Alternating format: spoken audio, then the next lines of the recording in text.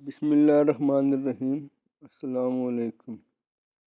حضرت ابو ہریرہ رضی اللہ تعالیٰ عنہ بیان کرتے ہیں کہ رسول اللہ صلی اللہ علیہ وآلہ وسلم نے فرمایا، دین اسلام اس وقت تک غالب رہے گا جب تک لوگ روزہ کھولنے میں جلدی کرتے رہیں گے، بلا صبح یہود و نصارہ افطاری کرنے میں تاخیر کرتے ہیں۔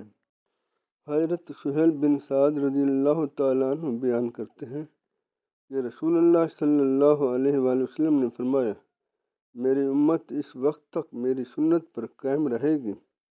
جب تک وہ روزہ کھولنے کے لیے ستاروں کے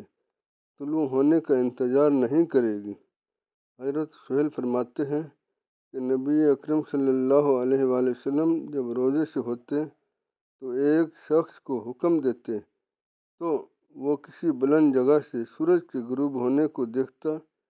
پھر جب وہ اطلاع دیتا کہ سورج غروب ہو گیا ہے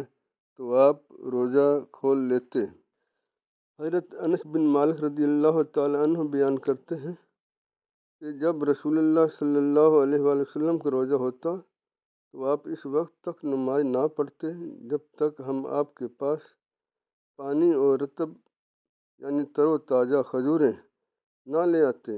اور وہ کھا نہ لیتے اور پانی پی نہ لیتے جب تازہ کھجوریں میسر ہوتیں، لیکن سردیوں میں آپ اس وقت تک نماز ادا نہ کرتے جب تک ہم آپ کے پاس خشک کھجوریں اور پانی نہ لے آتے اور آپ افطاری نہ کر لیتے۔ حضرت انس بن مالک رضی اللہ تعالیٰ عنہ بیان کرتے ہیں کہ رسول اللہ صلی اللہ علیہ وآلہ وسلم نے فرمایا، جس شخص کو خشک کھجوریں مل جائیں